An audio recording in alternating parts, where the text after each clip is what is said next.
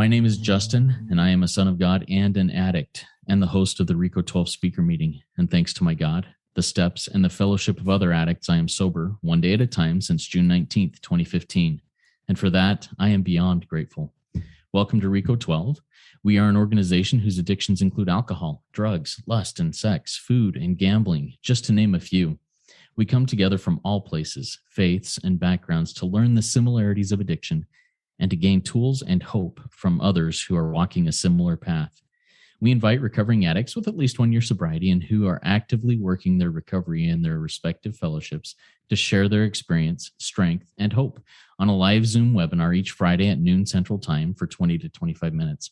Then we, the live audience, get the opportunity to ask questions of that speaker for another 20 to 25 minutes.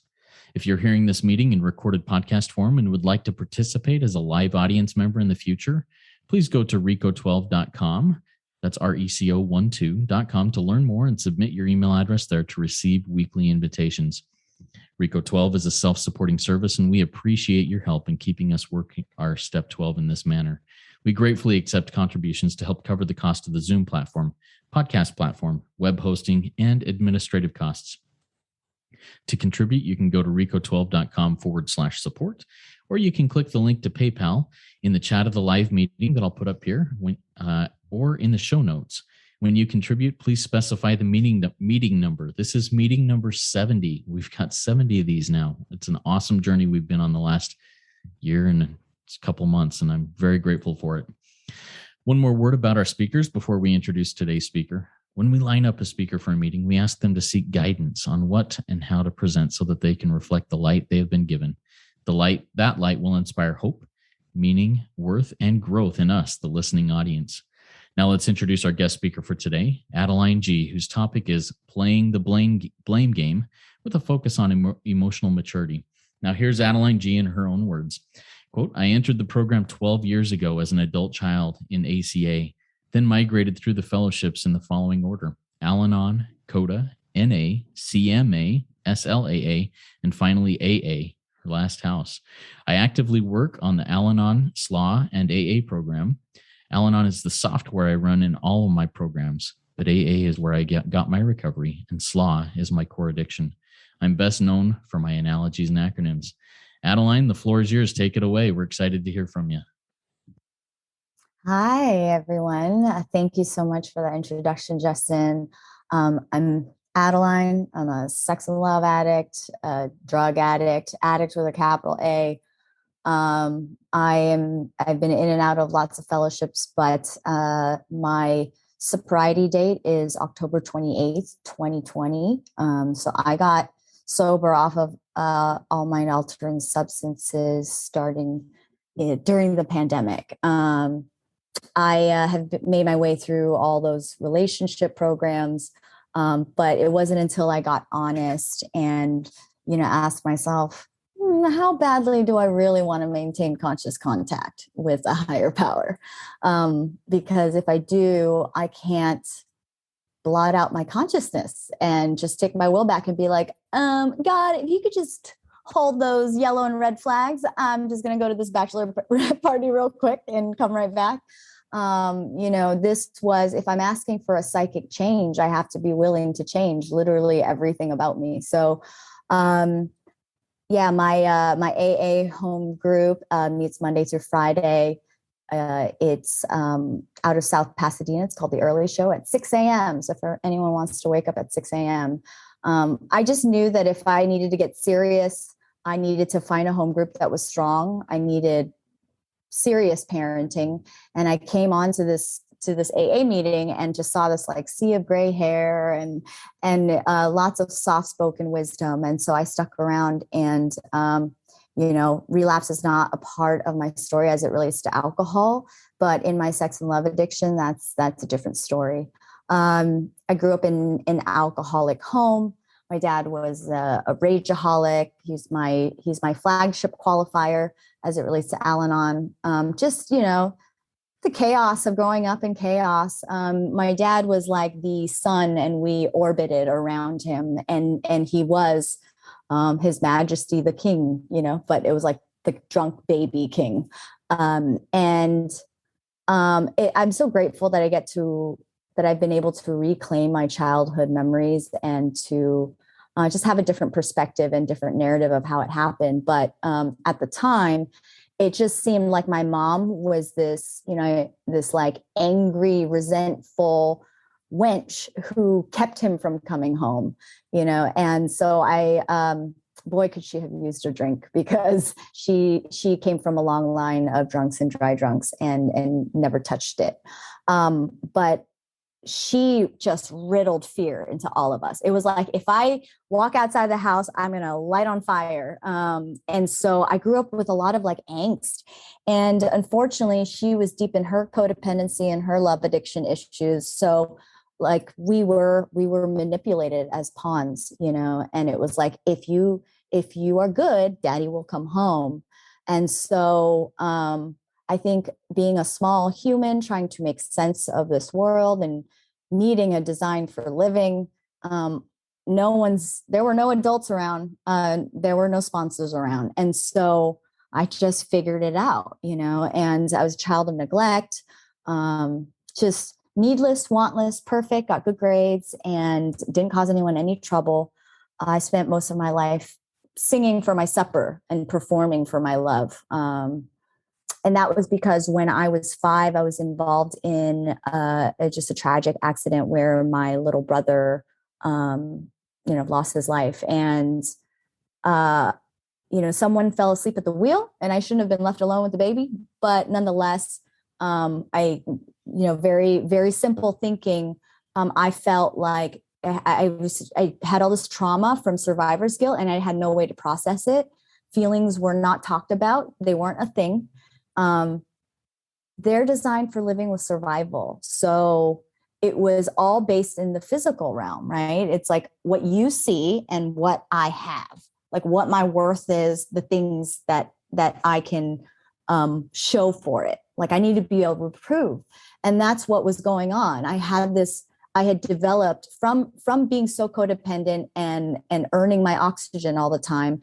It was as if I had developed unknowingly this compulsive need to prove I'm right, because I'm the rightest person that ever rightly lived. Like it's like I would rather win than be happy. That's the answer to that question.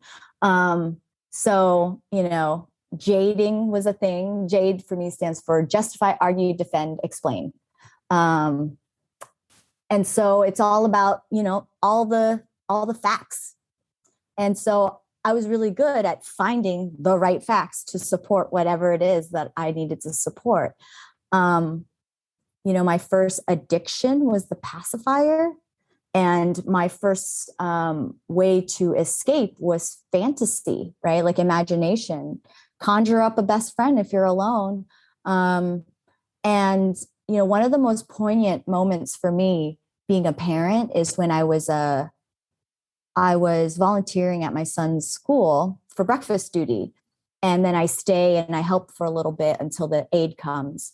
And this little girl was sort of touching herself, like rubbing up her genitals against like some couch or something. And I just froze. And I like looked at the teacher, and the teacher looks at me, and she sees these panic eyes, and she looks and she sees what it is. And she goes over, very gently grabs the little girl by her shoulder and redirects her to her friends.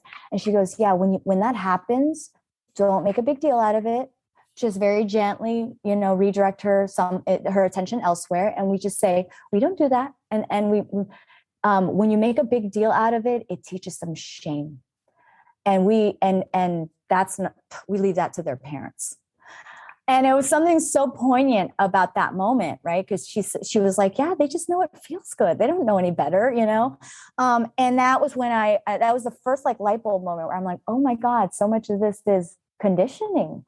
Like it's learned behavior, learned fear. And that fear of not getting enough, that survival instinct of what if it never comes? What if daddy never comes home? What if? And so it's this constant pontification of, obsession. That's like, as an addict, I don't think about my problems. I obsess over them. I plot and I scheme and I do everything I can to make it feel as safe as possible. I need a safe bet.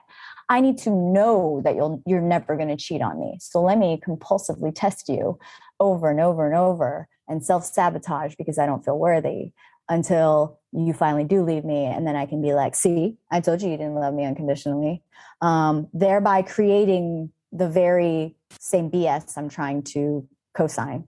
That's the insanity loop. And so, you know how like they say when someone who has dementia is like in a delusion, that it can be very jarring and rattling if I try to wake them up from the delusion. And so anyone who tried to tell me otherwise, I wasn't going to listen to them. I only called you if you were going to rub my back and be like, oh, he did what? No. Oh, what a jerk. You know, like the cast of characters that I keep around to co-sign my BS because they co-sign mine. But if we're out drinking and you're getting sloppy, it's like, get it together, Becky, or we're leaving you behind. You know, it's like, it's really embarrassing thinking back of all the times I stepped on the backs of my sisters because I was, you know, vying for daddy's attention. That my very rudimentary thinking somehow distorted my belief system to be love is finite. Less, you know, more for them means less for you. And so any threat was viewed as a like a potential invalidity of me or my thoughts or my feelings.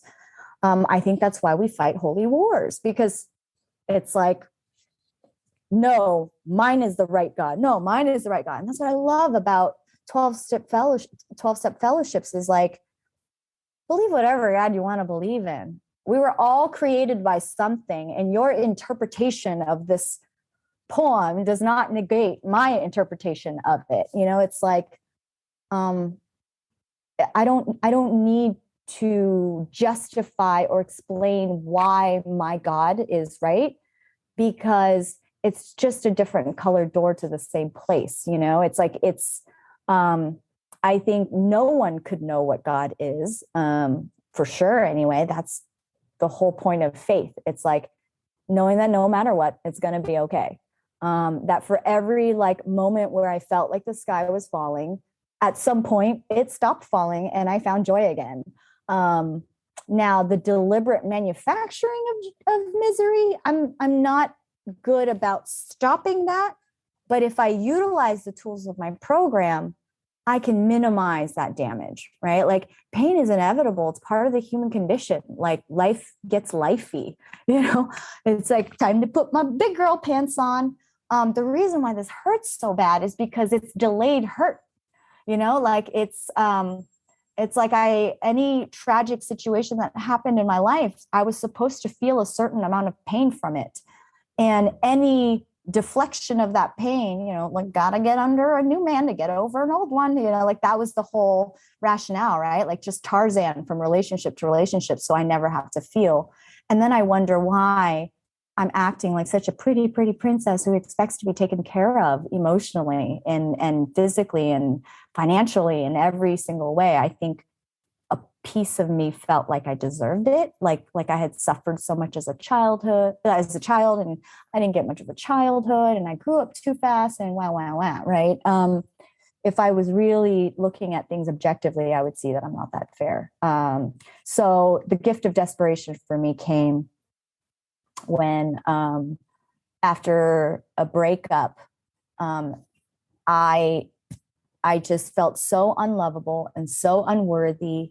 I just wanted to die. Like there's, you know, and in that moment, it wasn't necessarily that I wanted to die, that I wanted my life to end. It's that I didn't know how to live. And it was like the pain was so intolerable that I couldn't exist.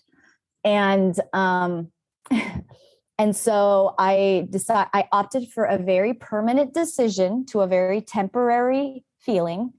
And that was to take myself out. And, you know, prescription of Ativan and, you know, like a bottle of tequila just went lights out, you know, and I think a part of it was just a cry for help, attention seeking, which is the behavior it's a pattern my whole life, one that I wasn't aware of, because I was always thirsty for that lava, the love, attention, validation, and approval, because that hollowness that I felt, it's what Carl Jung refers to as the low grade spiritual search. At this point in my addiction, I had harmed everyone that I have ever loved. I had so many moments of like, what are you doing right now? You're a good person.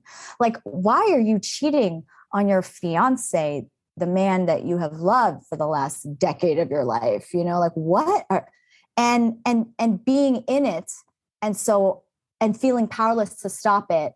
And then just going along with it and drinking more or whatever it is so that I wouldn't have to feel, because so much of my consumption of substances was about needing to be more. That compulsive need to prove was to prove I'm valuable, I'm lovable, I'm enough. And drinking, that feeling of not enoughness, like I need to be more funny, I need to be more brave, I need to tough through and suck it up and just sit here and sleep with this person I have zero interest in sleeping in or sleeping with. And so I've been contrary acting my whole life, it turns out, and not even knowing why, and then waking up confused. Like, that was baffling. And so it needed to hurt bad enough. Pain is a touchstone of spiritual progress, because I needed to be woken up from the delusion. It's like when you say, pinch me, it's like, I need to know I'm not dreaming.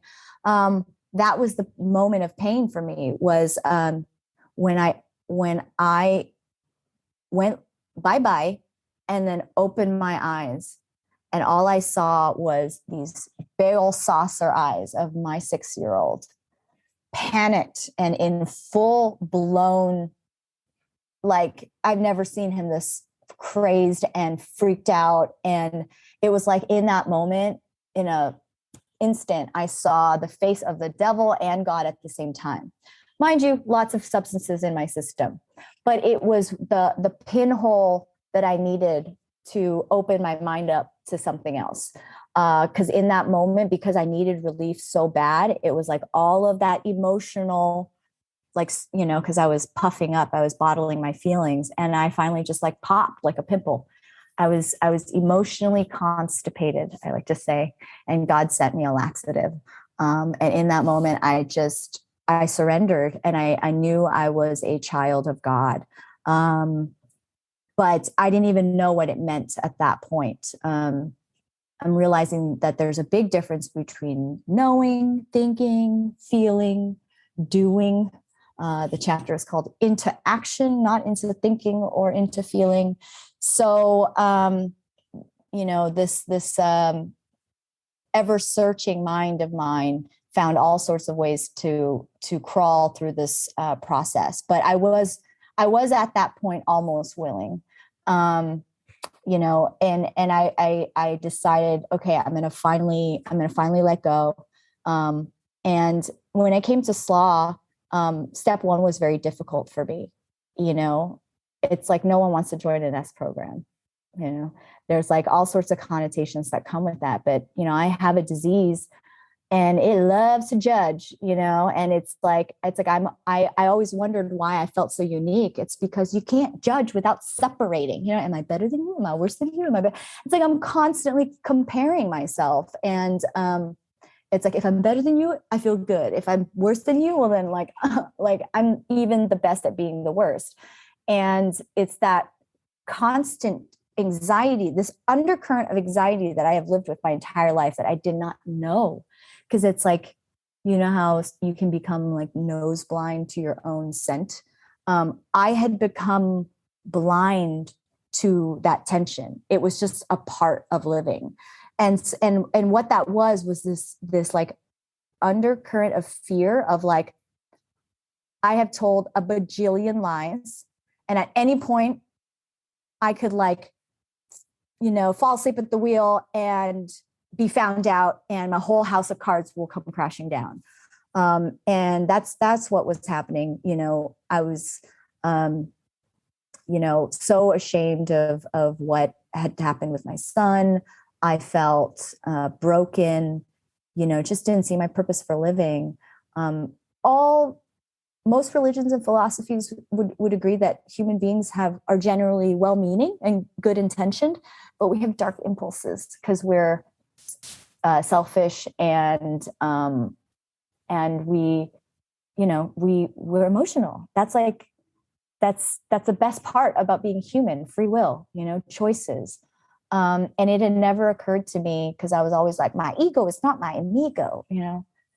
Human beings, the ability to choose is such a miracle. The fact that I can make a decision on my own is the only thing that separates me from, other, like, I have language, I have creative expression, all these ways to express myself. And yet I expressed myself in the most primal way possible. And that was because, again, survival and no spirituality, no God, no gut brain to balance out the head brain. And so I had to get honest about the chemicals and do the work. But step 1, 2, 3, I haven't done anything yet. Like, for me, it's like okay, pause, 3 pertinent ideas. Oh, that's right, I don't know shit. My life was unmanageable before.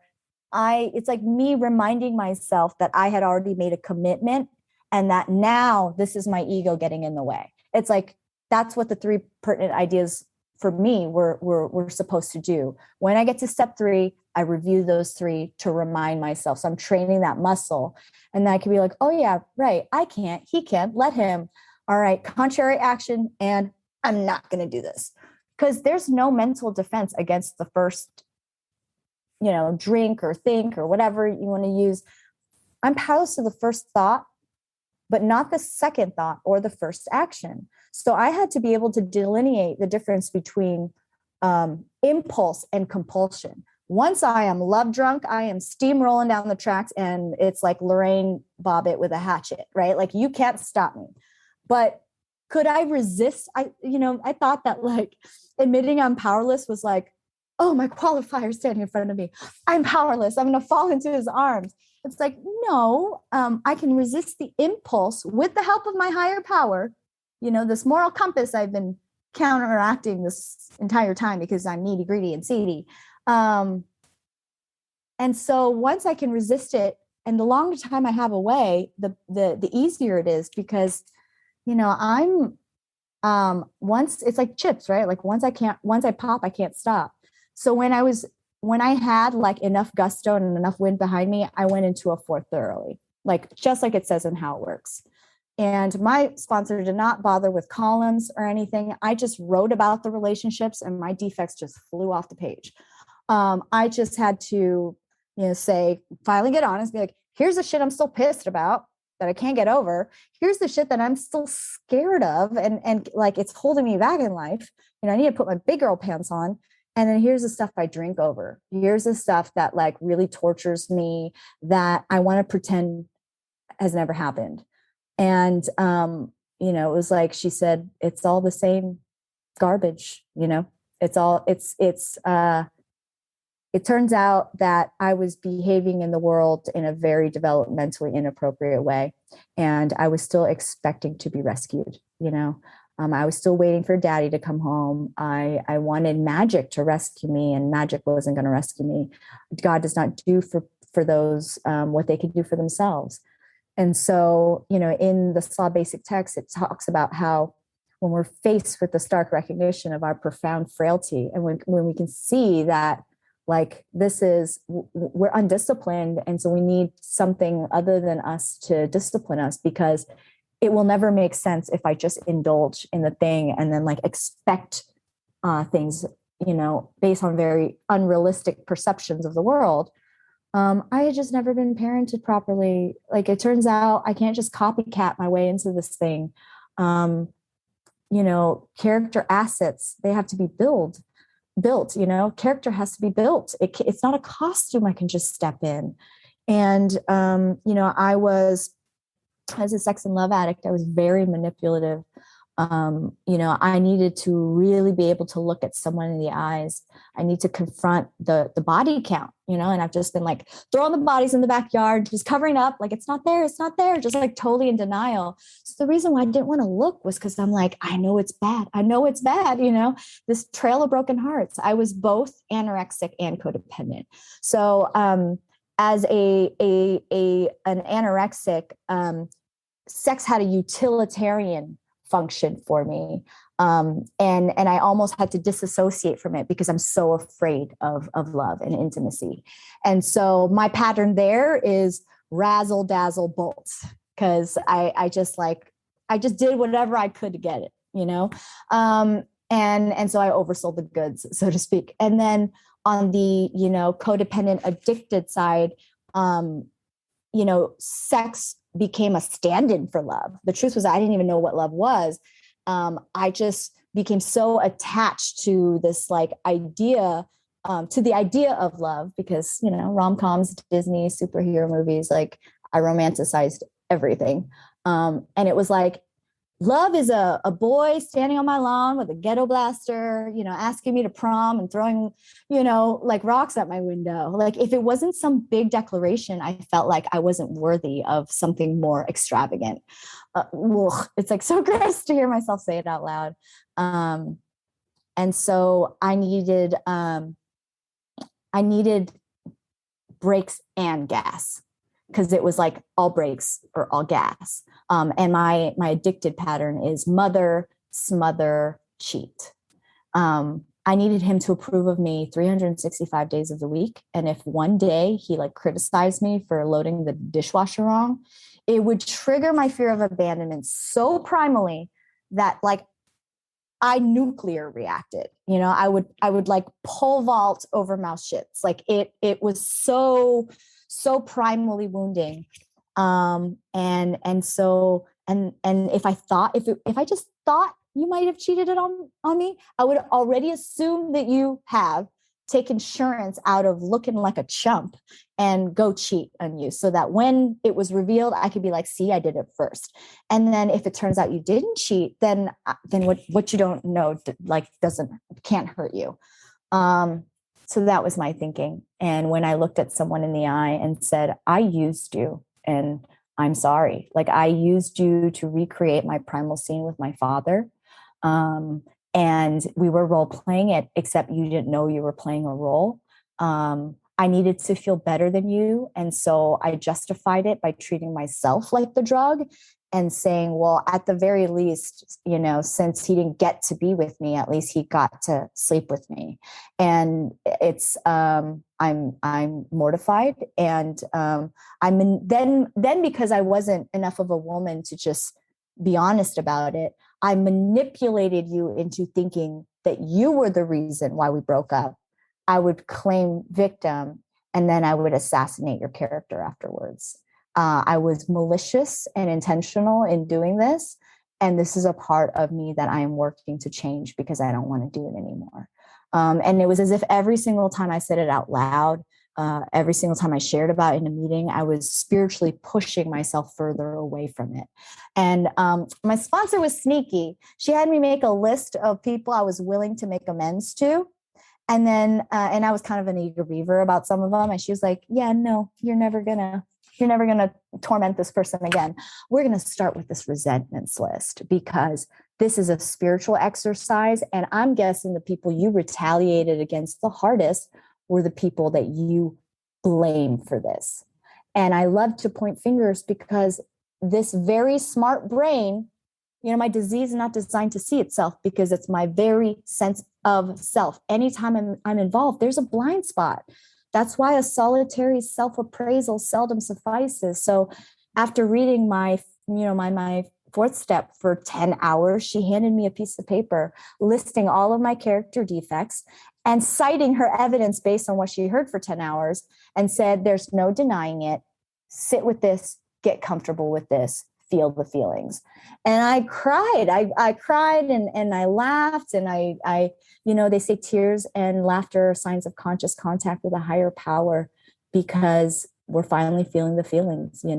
I'm letting it all out, because with feeling, I have to remind myself, is this uncomfortable or is it unmanageable? Like, am I being honest? Is this decision I'm about to make, have I consulted the committee? Have I, I have all these tools that I conveniently forget about in the moments that matter. And so I had to finish feeling those feelings and build up some emotional durability. It's not about fault or blame because there's no judge, jury, and executioner. Like, I was basically living like the shot caller of a prison, wearing my judge, jury, and executioner hat. And it's like, you know what? You did this to me. Eye for an eye justice. And what I didn't realize was that when a child tries to make sense of the world, taking and sacrificing looks a lot like giving for fun and for free and receiving with humility. When I think everything has to be earned, when I think it's all tit for tat, that's the simple rudimentary understanding of a child. And I needed to stop shaming myself. I needed to realize that my spirit lives in today, and that shame for me stands for self-hate and mental exhaustion. It's something that my ego does to keep harming myself. It was, arriving here at the doorsteps of 12-step fellowships, AA and SLAA.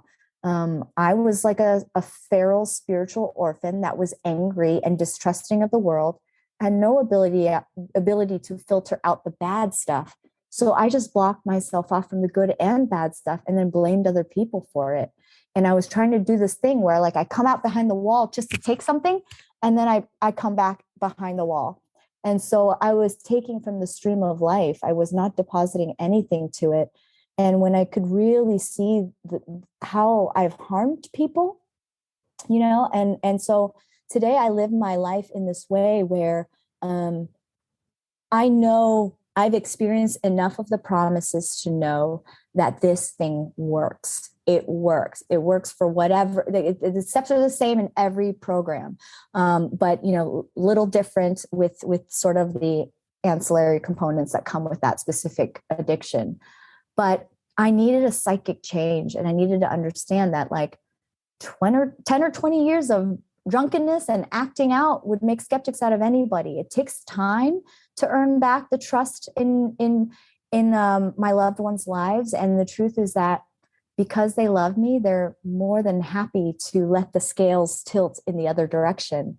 But I had to acknowledge their pain. I had to acknowledge that I did this, because if I'm in denial about it, I deny them the opportunity to feel their feelings. And so the amends process was really beautiful for me. I only did a handful. I'll probably continue to do some more, not by sponsored direction, but because for me, freedom is living clean, living with a clean conscience. That 10th step is really hard for me because I believe that it's about doing it in the moment while it's happening. At the end of the day, before I retire, as well as every morning, in the morning, I have to look at the most wanted board before I go out on patrol, because I need to reinforce, these are the character defects I'm watching out for. I already know I'm prone to these. If I start apologizing for existing and my world starts to feel small and I'm really touchy and sensitive, maybe review what I think I did that day. Did I really do a meditation?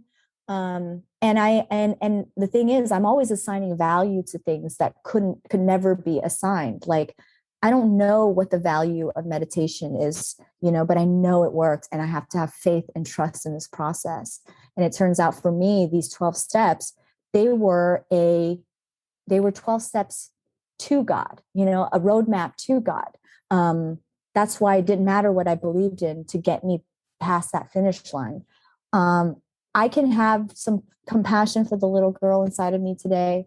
I can reframe the narrative of my past, because it turns out, I'm not a very, very reliable narrator of my past. And I can see the truth in things. And so, being able to do that allows me to emotionally regulate, and it allows me to heal other people because my house is in order.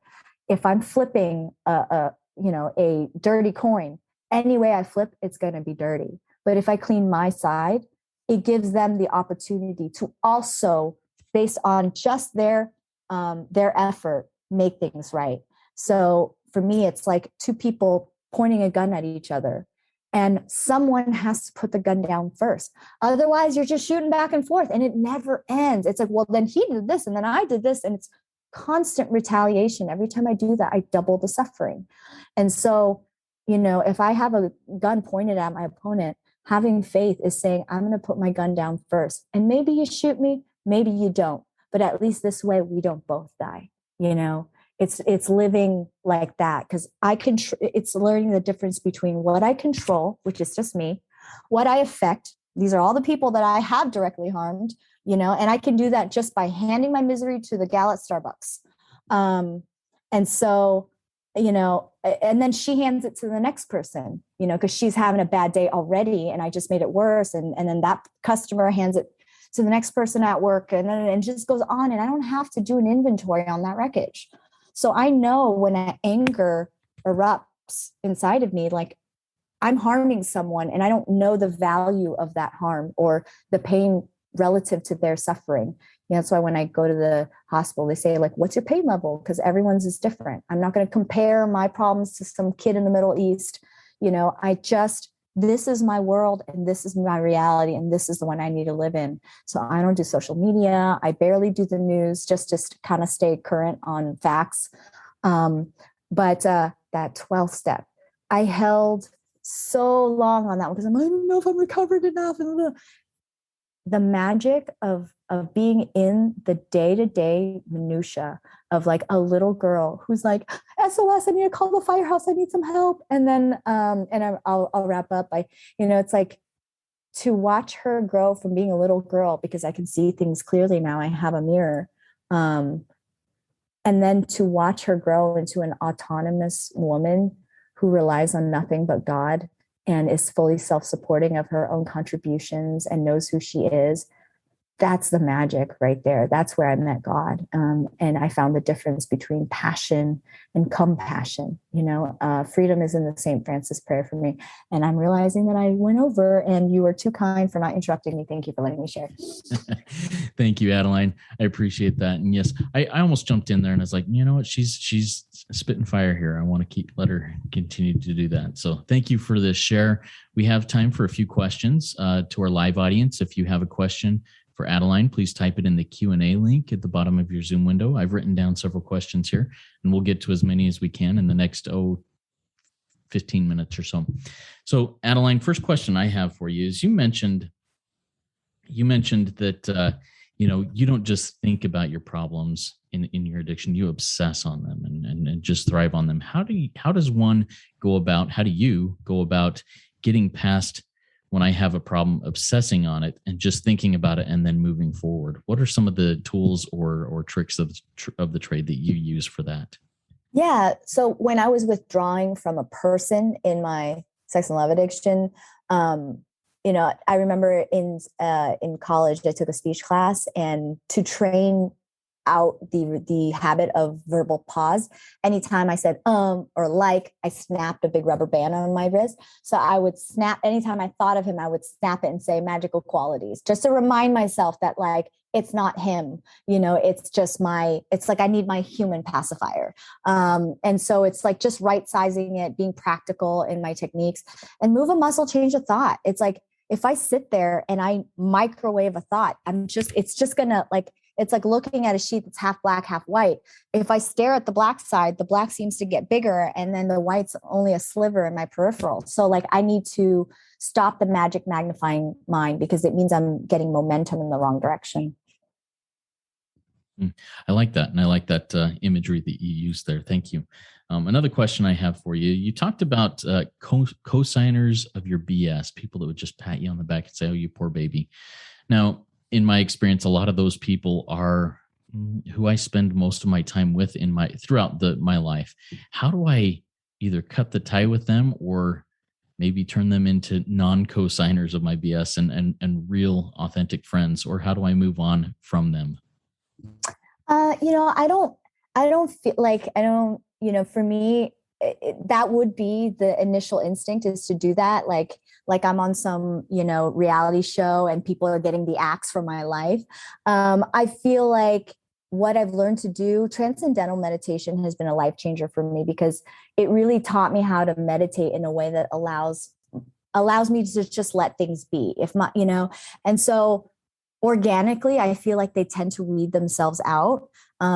I had a group of girlfriends female sisters in SLAA, and we were, trudgers together. But then as I started to get recovery and I was no longer co-signing, I felt there be a little resistance. I call that like spiritual sandpaper. If it feels like I'm trying too hard, then I'm already square peg round holing the thing, And so I just very quietly let it lovingly detach. I didn't need to amputate and because I feel like even tools of the program can be weaponized if it's done so in the wrong context.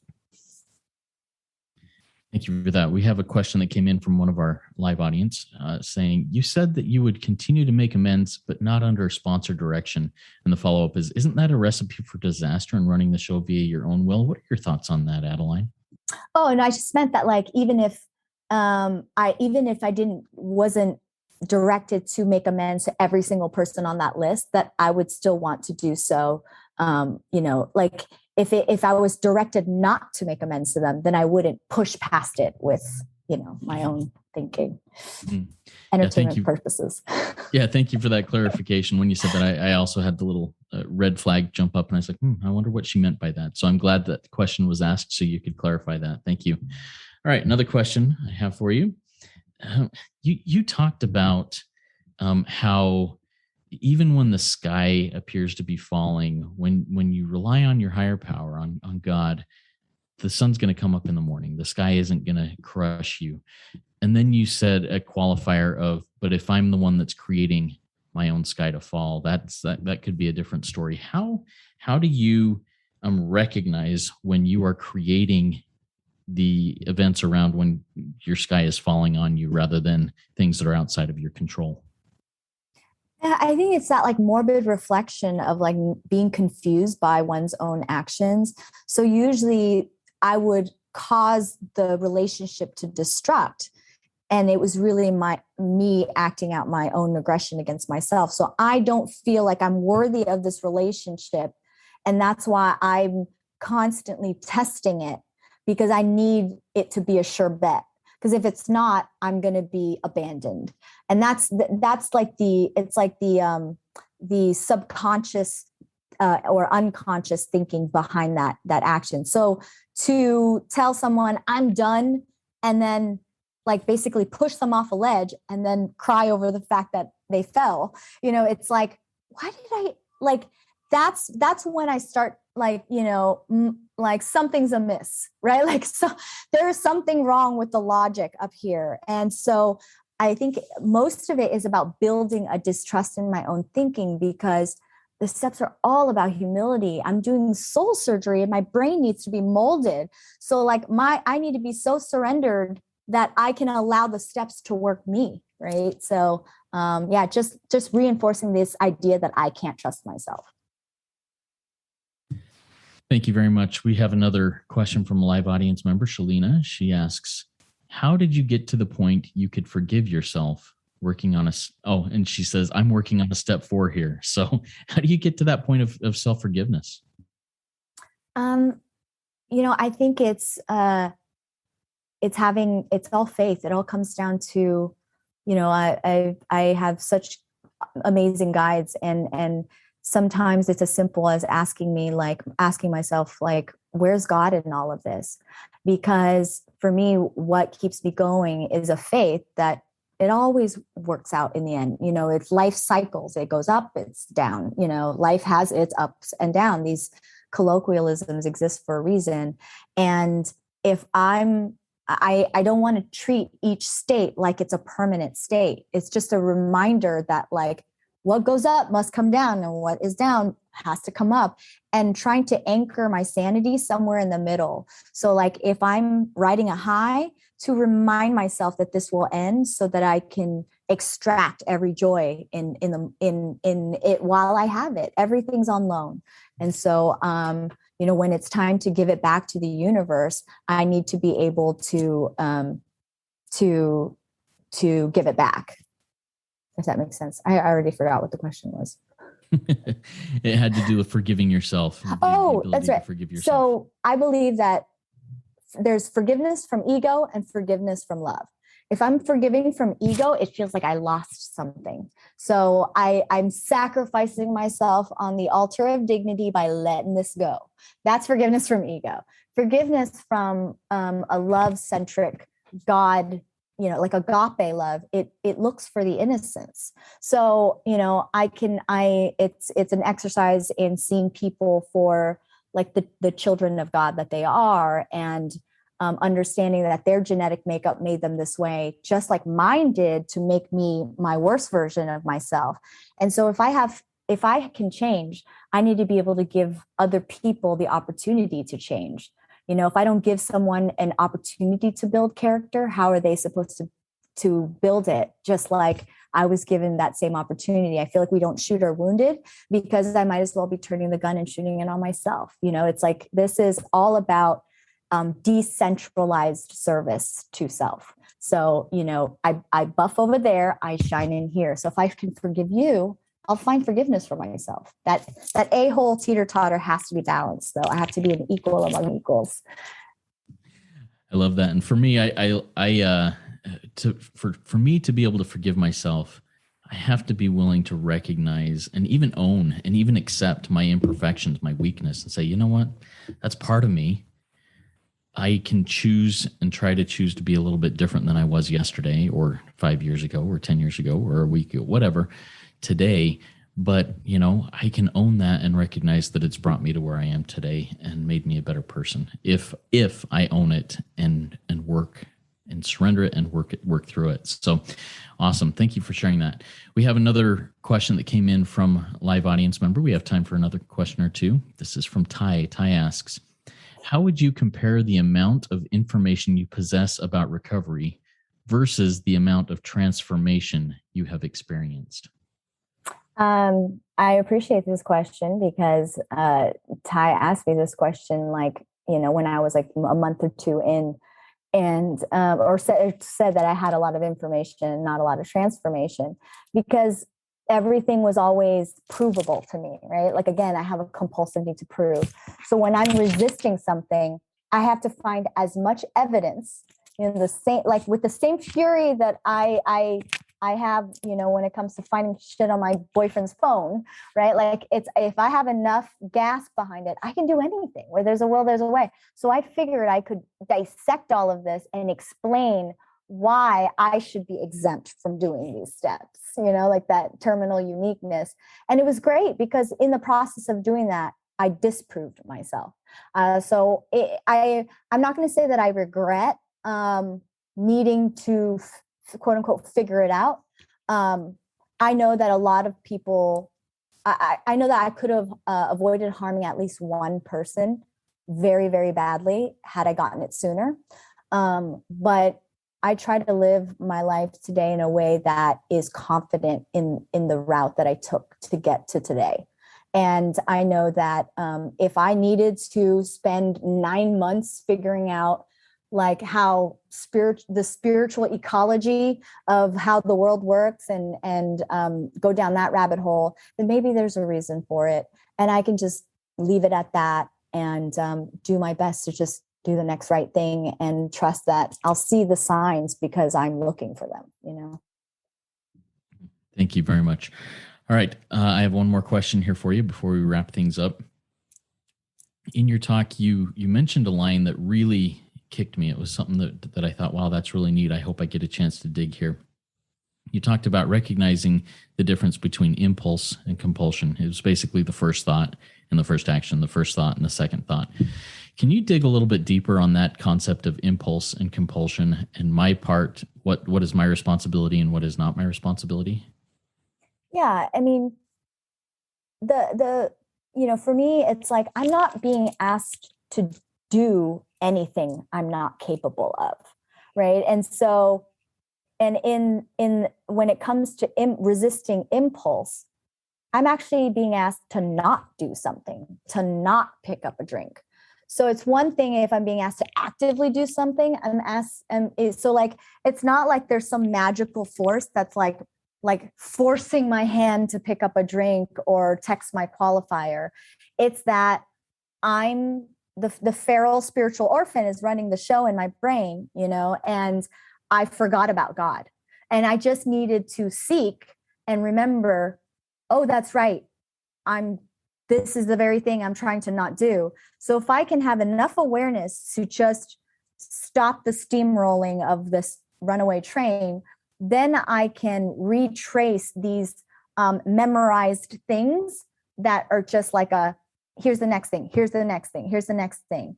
Because, and if that higher power is like, if it's not something greater than me, then the ego will win over and I will just do what feels good.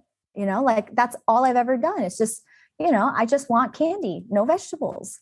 And so as those neural pathways are well worn. And so this habit, it's like, I have an itch, I immediately scratch because that's what I've done for, 34 years of my life.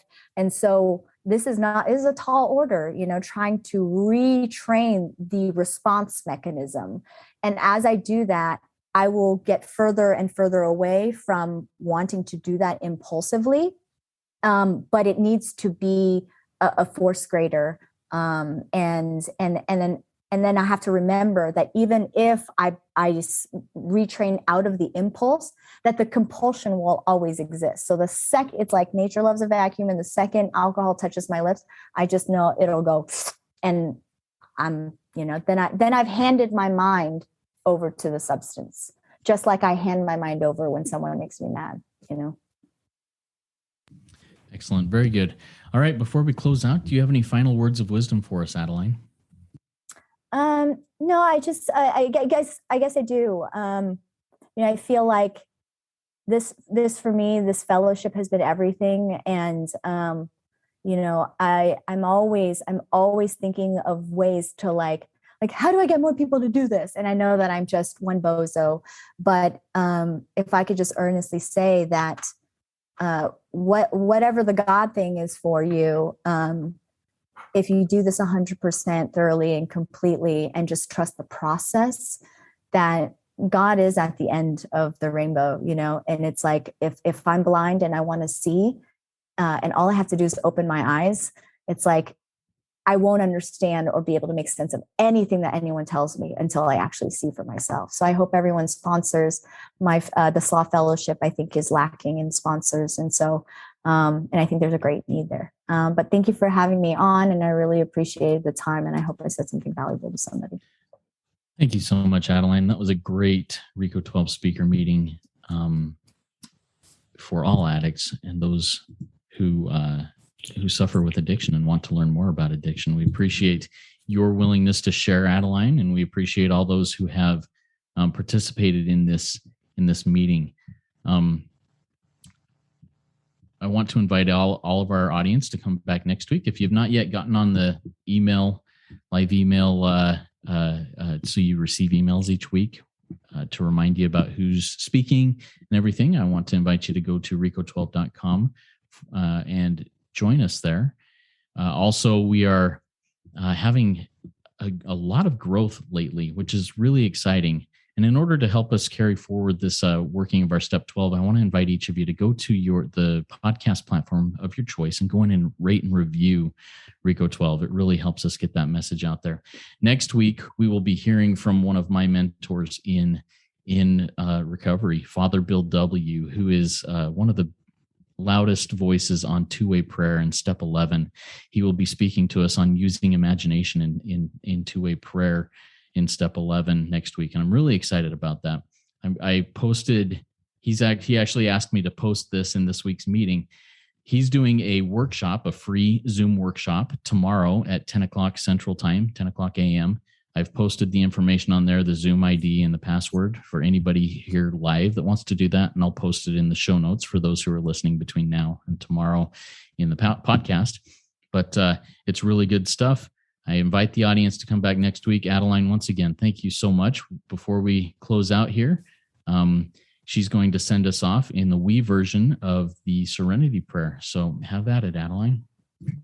All right. A moment of silence for all the sick and suffering alcoholics and addicts in and out of these rooms. Please join me in the we version of the Serenity Prayer.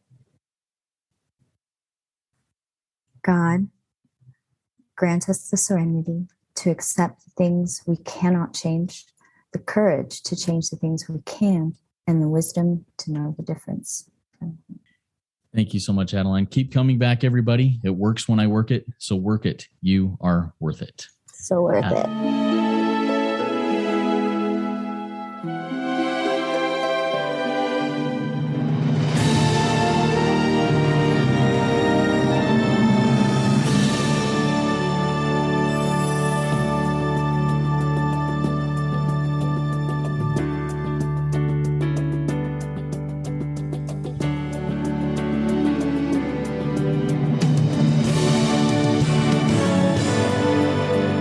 Standing still a moment, carving out this time, reflecting on the landscape of this life of mine. Peaks too high to conquer, streams too wide to cross, troughs too deep to walk through without incurring loss. Yet here I am, still standing tall, despite the rough terrain. One like me survived the storms and walked through wind and rain. Still standing, I will fight the good fight, still searching for glimmers of light, feet still on the ground. I can still be found, standing still.